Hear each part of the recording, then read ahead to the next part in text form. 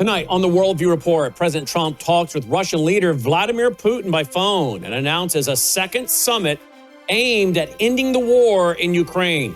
We've been witnessing the biggest jump in silver prices in nearly 50 years. But what's next for the precious metals market? We'll ask an expert. China reportedly has a new secret weapon available for use against U.S. fighter jets. And President Trump authorizes the CIA to conduct covert operations inside Venezuela. John Bolton gets indicted on 18 counts related to his handling of classified information. All these stories and more as the Worldview Report begins right now.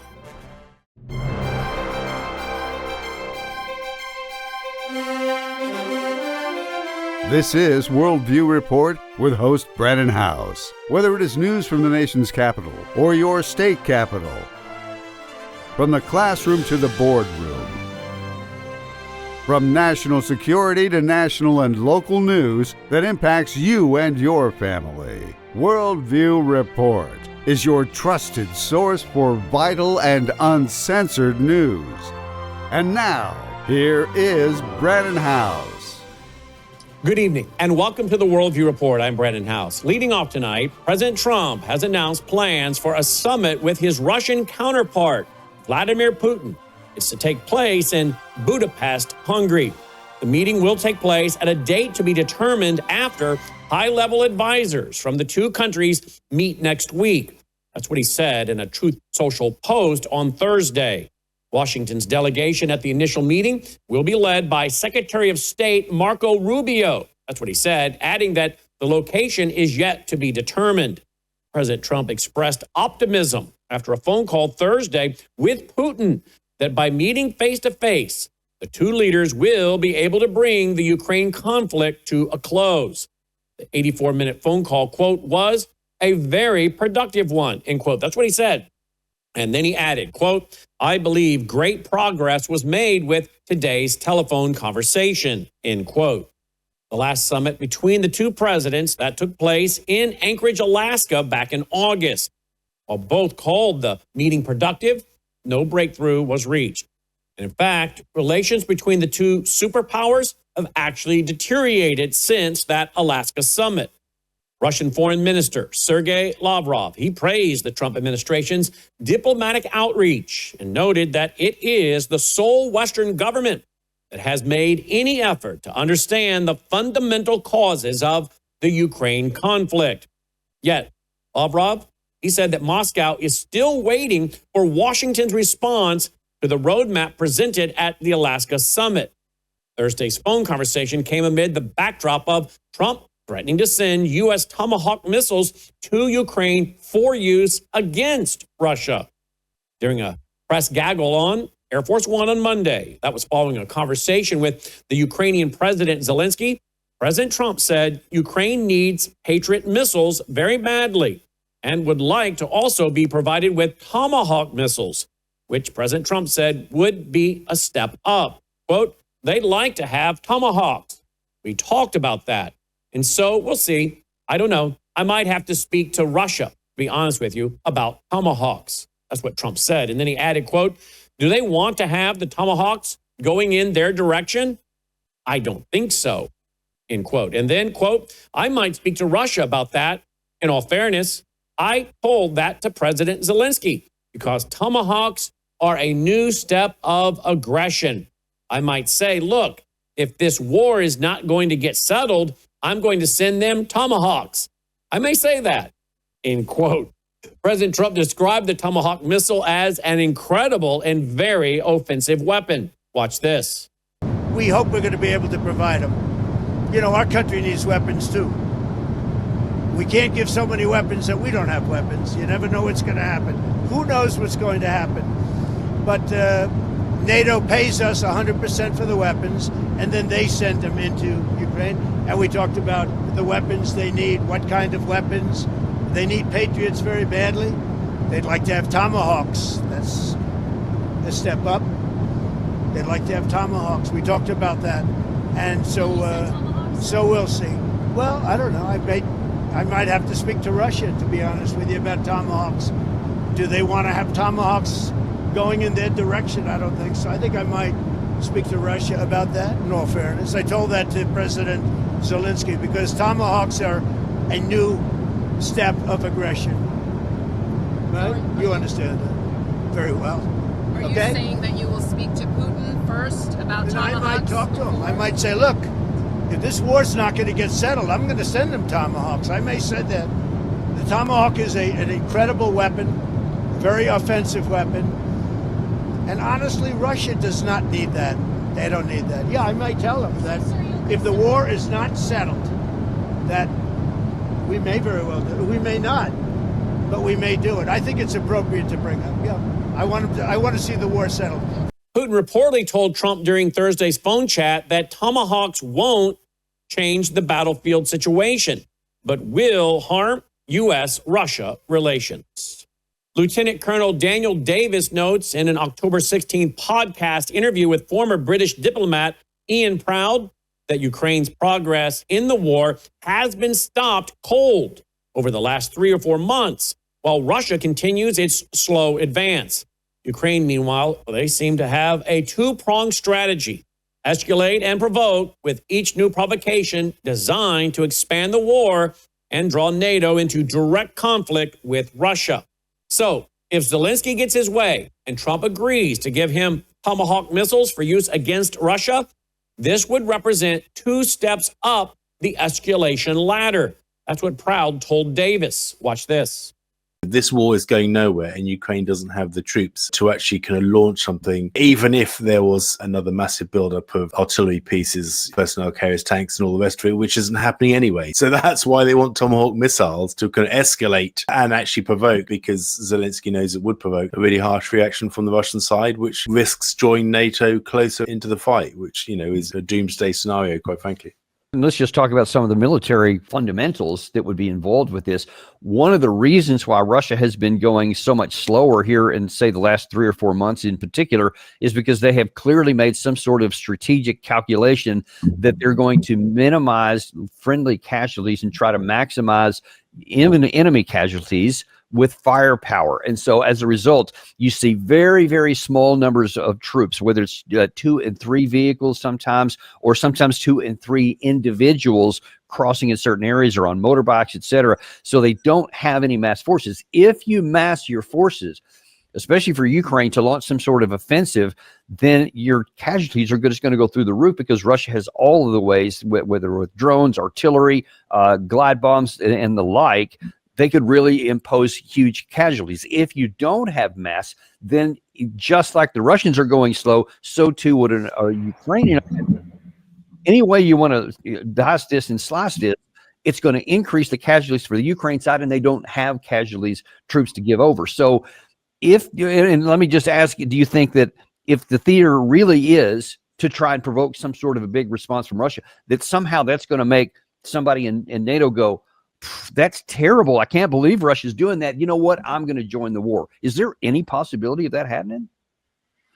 Well, the European NATO allies have been very timid so far, as you know, even after the kind of drone incursions into Poland, that sort of MiG-31s at 12 minutes in Estonian sort of airspace. But I mean, the rhetoric is going up in volume all the time, particularly from the Polish side, as you've undoubtedly kind of spotted. I don't think there's, they certainly don't have the troops, let alone the appetite to join in. But the risk of that grows all the time, depending, because we don't know how the Russians would respond. We can judge what they did 1 year ago, with the Oreshnik. At that time, people were talking about them possibly targeting the logistics facility inside of Poland, for a tactical kind of strike using conventional munitions, by the way.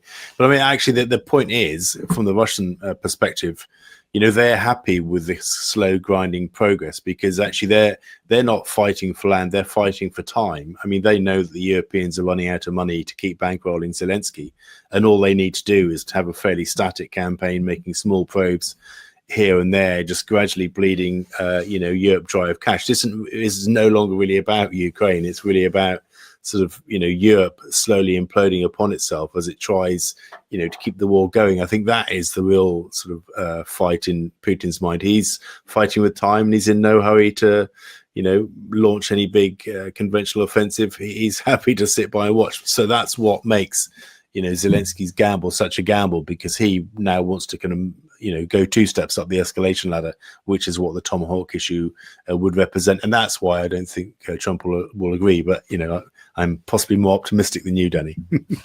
So there you have it. Escalate and provoke. That's Zelensky's strategy, apparently. And right now, it looks like at least a 50-50 chance that President Trump will allow Zelensky to continue escalating the conflict in hopes of setting a trap for Putin, trying to bait the Russian leader into an attack on NATO forces in Poland. I don't know. Or maybe Romania, or perhaps the Baltics. Let's hope not. Because if that happens, well, it's game on for World War III. And we don't want that. And I don't think President Trump wants that. We've been witnessing the biggest jump in silver prices in nearly 50 years. But behind the headlines is a much darker story. Manipulation, shortages, and a dying dollar. The dollar-based system appears to be breaking. And as that happens, we're going to see more weeks like this one, in which precious metals zoom up beyond anyone's wildest forecast. Here's a report from Taylor Kinney at ITM Trading. He's breaking it all down. Watch. In case you missed it this week, silver hit $53.55 an ounce on Tuesday, about $3 higher than its previous record. But I am not here just to talk about prices, because while those who have been holding silver and waiting for this moment were celebrating, not everyone was so happy, especially not the gatekeepers, the London Bullion Market Association. In fact, this article says that the LBMA is effectively having a seizure, is how it's been described. Been reduced to a state of lockup because there is not enough physical silver deliverable into the billions of dollars of spot contracts that have been entered into. The London market has been ruptured to the point of dysfunctionality because there is too small of a supply to satisfy the demand. So what do I mean by that? I mean that there is not enough physical, there's not enough of the real deal for all of these contracts. Now, it is no secret that there is far more paper trading than there is the real thing. This is something I've talked about, many in our industry have before, because essentially this is where that market manipulation comes into play, right? We talk about how prices have been suppressed. How is that possible? Well, it's possible because if you can create multiple contracts on the same piece of physical, right, it's going to look like there is more supply to match the demand, which is fine when the majority of these contracts never end in delivery. If you never have to actually deliver the physical thing, the real deal, the actual silver or gold, then you can, in theory, keep this system running and just keep growing this mountain of contracts. But the second that demand for delivery increases, well, suddenly you're in a pickle because you don't have enough physical. And that is what we're seeing today. But the breakdown, the way that this happened is actually, even in my opinion, beyond market manipulation. This is an actual complete liquidity crisis and breakdown of the system in a way that we really haven't seen before. This tells us 2 things. First, prices are just getting started. Anyone out there who thinks we're at the top is not paying attention to what's going on. I'm going to talk about the reset in just a second. But first things first, this week, gold crossing $4,200 an ounce, silver breaking a 45-year ceiling. These are big moves that are happening, right? It is telling us that the system that they have been trying to keep this illusion together with super glue and band-aids is finally cracking. The illusion is breaking and we are seeing through it. And as we see through it, guess what? Demand for physical, the real thing, is only going to continue to go up. And it seems like there's plenty of physical until one day there's not, which is exactly what happened this week with silver, right? Leasing costs went up 30 to 100%, or the cost of borrowing silver.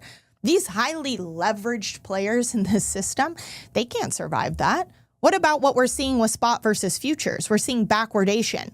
or spot price actually higher than futures prices. Now, that is incredibly unusual and rare. Why is that happening? It's happening because the demand for physical right now is so high. People want the real thing. Even though there's normally a premium associated with the future, no, people want physical and they want physical now. Former National Security Advisor John Bolton was indicted on Thursday. A federal grand jury in Maryland indicted Bolton, who served during President Trump's first term from April 2018 to September 2019.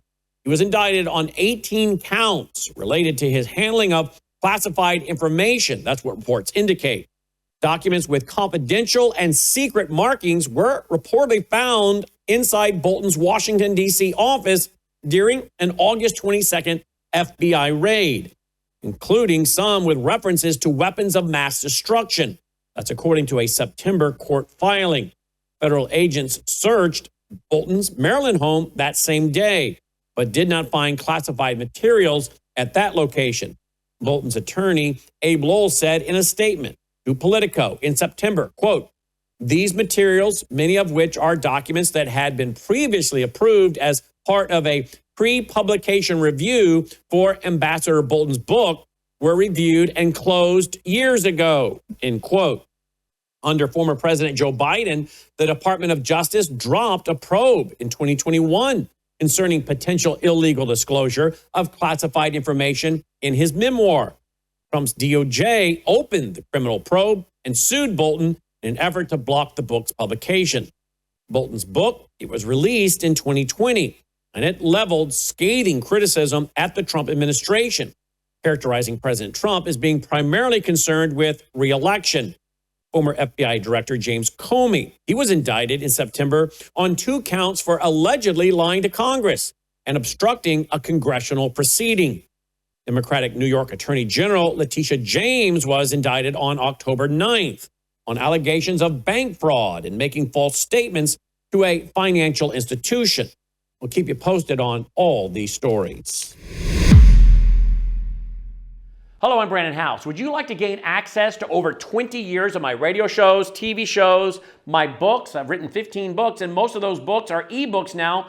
And we have conference DVDs, conferences where we filmed our conferences at the Ozarks, literally starting 20 years ago. It's all available in our archived vault. All you have to do is go to worldviewtube.com/vault, worldviewtube.com/vault, and for a reasonable monthly fee, you gain access to over 20 years of Christian worldview programming, news, information, books, documentaries, and a powerful search engine. And folks, it's a great way not only to educate yourself, equip yourself, but it's a big way that you can help fund our continuation as a broadcast network. Please check it out. worldviewtube.com/vault, worldviewtube.com/vault, and help us continue pushing out a Christian worldview.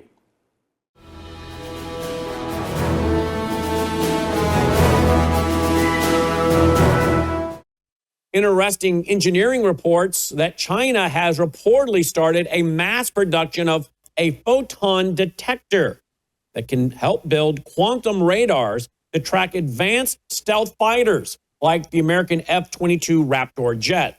Beijing claims it is the world's first ultra-low noise single photon detector with 4 channels, and its use can extend from communication to defense.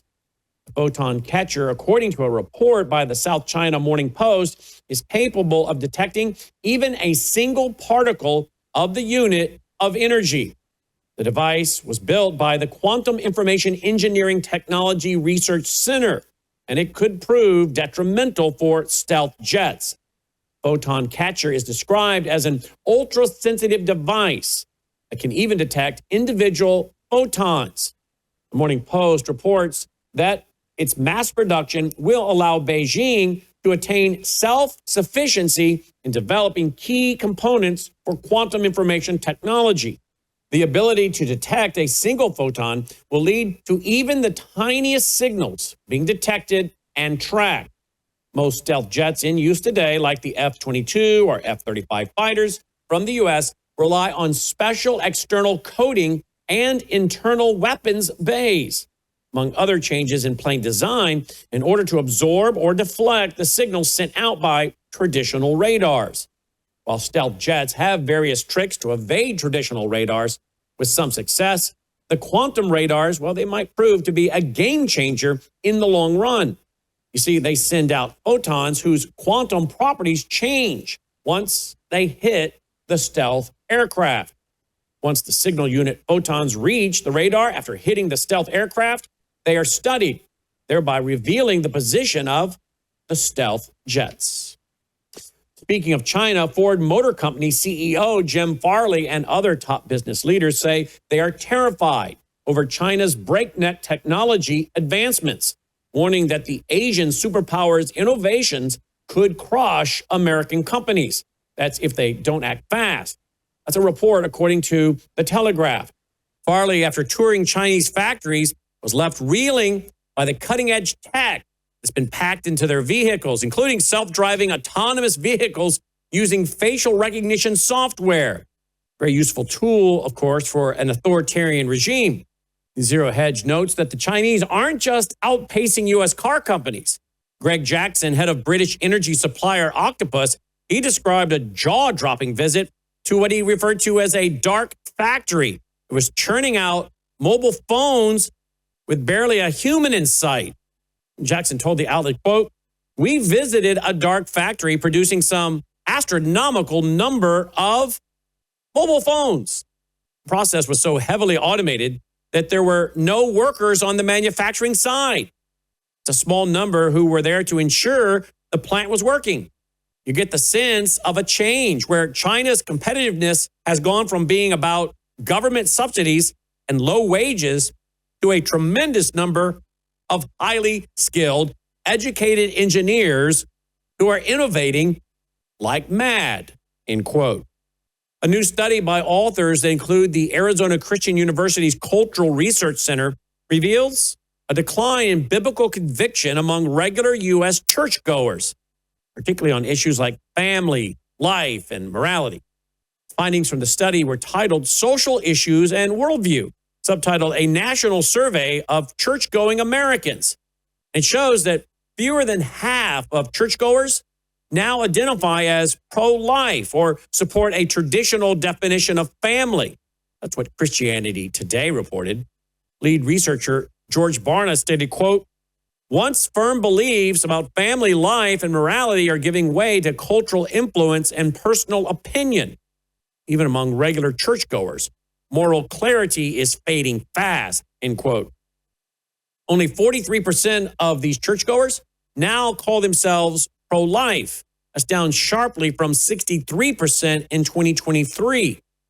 When it came to the traditional biblical worldview of family, 46 believe it is a marriage between one man and one woman with children. Yet that number is even lower, 34% among Generation Z.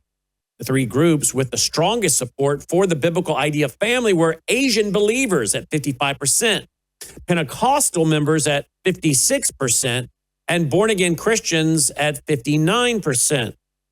The study also found that about 51% believe the Bible's message on abortion is straightforward, and a drop from 65%, by the way, in 2023. Barna explained, quote, "The media bombardment favoring a new moral standard is clearly having a transformative effect on Americans. Perhaps the best way to combat the decline in biblical moral perspectives is for Bible-believing Christians to be more candid and bolder in engaging friends and family in dialogue about critical moral issues. We cannot let unbiblical views go unchallenged. Christ's followers must not only know what they believe and why, but must be actively seeking to challenge points of view that are biblically indefensible," end quote. Military.com reports that President Donald Trump confirmed on Wednesday that he has authorized the CIA to conduct covert operations inside Venezuela, and said he was weighing carrying out land operations on that country. The acknowledgement of covert action in Venezuela by the U.S. spy agency, well, it comes after the U.S. military in recent weeks has carried out a series of deadly strikes against alleged drug smuggling boats in the Caribbean. One, well, that was announced today. Another one, I think now we have a couple people that were taken into custody. In fact, U.S. forces, they've destroyed at least 5 boats just since early September, killing 27 people. And 4 of those, well, they're vessels that originated from Venezuela. Asked during an event in the Oval Office on Wednesday why he authorized the CIA to take action in Venezuela, President Trump affirmed he had made the move. Quote, I authorized for 2 reasons, really.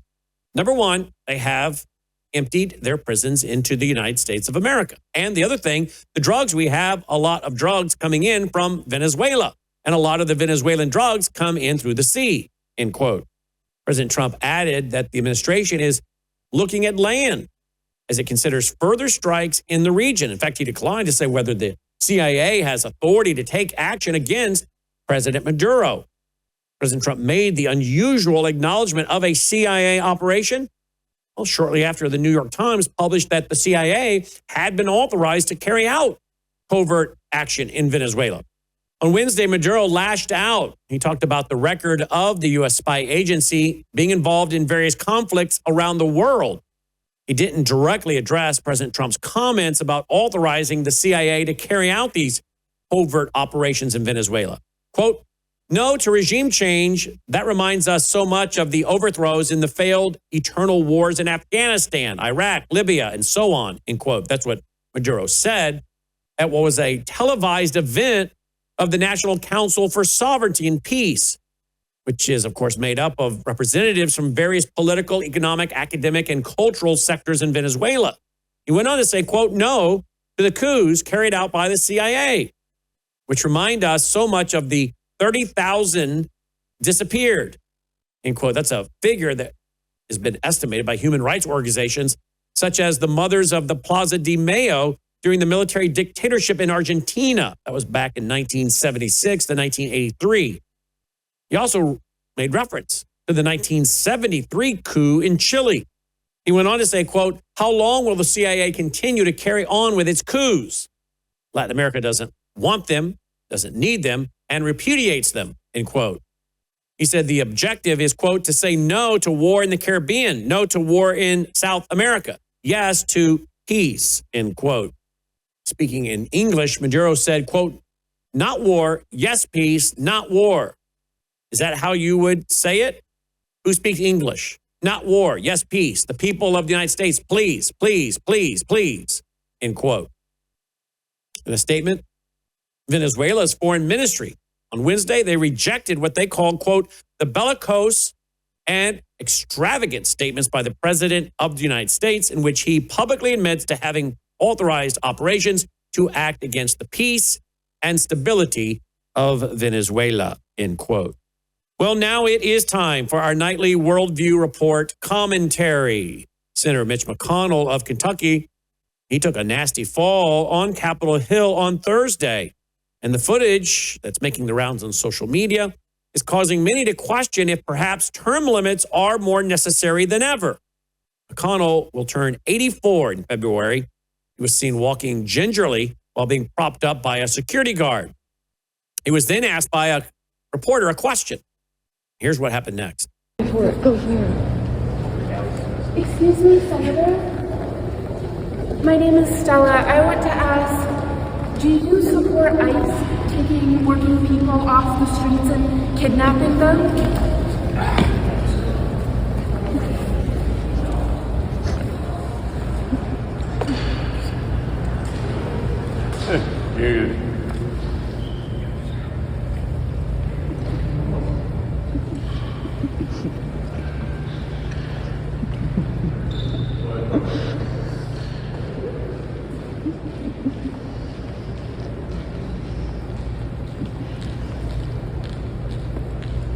Well, this is not the first time Senator McConnell, the former GOP Senate Majority Leader, has fallen in the midst of doing his job. I think many of us would say he really needs to retire for his own good and really the good of the republic. When the people's house, the U.S. Capitol, looks more like a nursing home than the halls of government of this once great country, well, we've got a problem.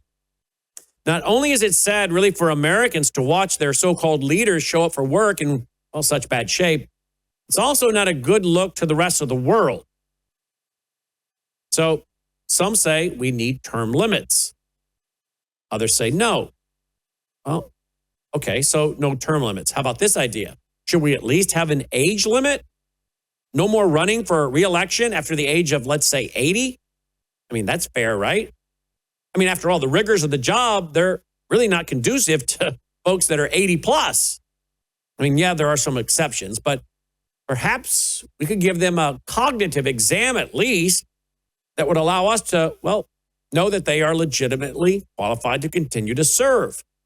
And if they scored at a certain level, well, okay. But something certainly needs to be done because this is truly embarrassing for the United States of America. Don't you think? That does it for this edition of the Worldview Report. As always, thank you for your support and for tuning in. You can support us at worldviewfoundation.com, worldviewfoundation.com. You'll find our mailing address there if you prefer to support us through the mail. Don't forget, you can get a stack of business cards just like this, double-sided, stack of them of 20, absolutely free of charge. And then you can pass them out. We have sent out tens of thousands of these. You can pass them out free of charge to family and friends, or maybe the waiter or waitress or someone you ride the bus with or the train.